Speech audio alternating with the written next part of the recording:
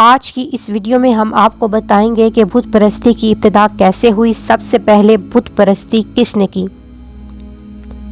دنیا میں آج بھی ایسی قومیں بڑی تعداد میں ہیں جو خدائے واحد کی ذات کو چھوڑ کر بتوں کی پرستش میں مبتلا ہیں۔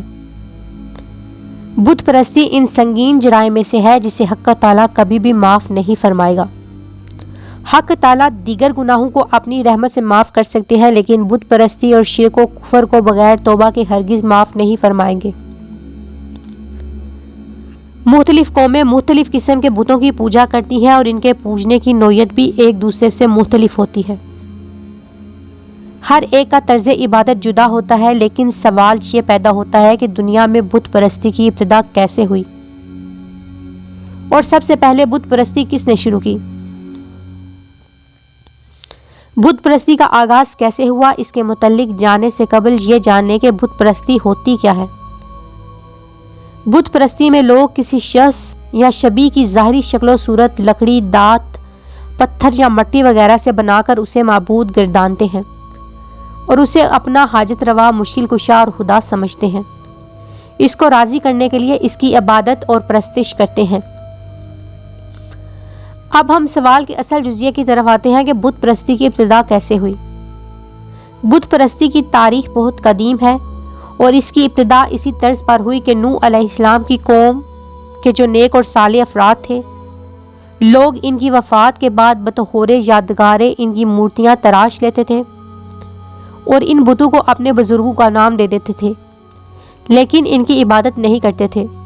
پھر رفتہ رفتہ لوگوں میں جہالت و بے دینی عام ہوتی گئی اور لوگوں نے ان مورتیوں کو معبود کا درجہ دینا شروع کر دیا اور یوں بت پرستی کی ابتدا ہوئی۔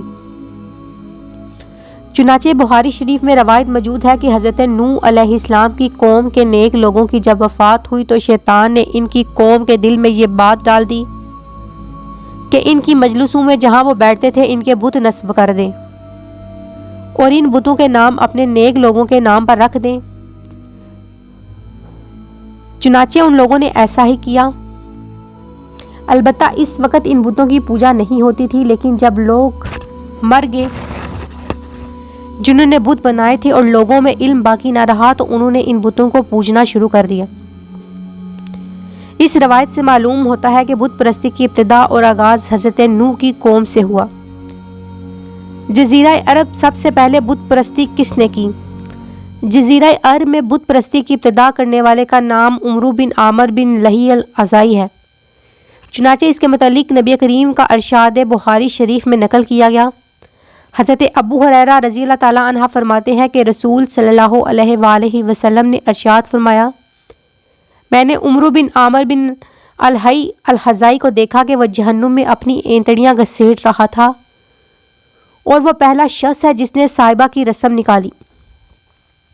صائبہ اس جانور کو کہتے ہیں جسے وہ اپنے معبودوں کے نام پر چھوڑ دیتے تھے اور ان پر بوجھ نہیں لادتے اور ان پر سواری بھی نہیں کرتے تھے۔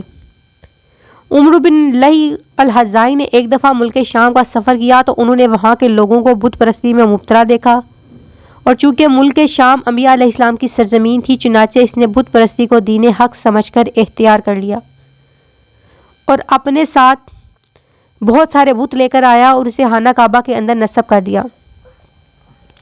اہل مکہ عمرو کو اپنا پیشوا سمجھتے تھے، لہٰذا اس کی پیروی میں انہوں نے بھی اس بت کی پوجا شروع کر دی اور پھر بت پرستی میں ترقی ہوتی گئی اور ایسا دور بھی آیا کہ خانہ کعبہ میں جو اللہ کا گھر ہے 360 بت رکھ دیے گئے۔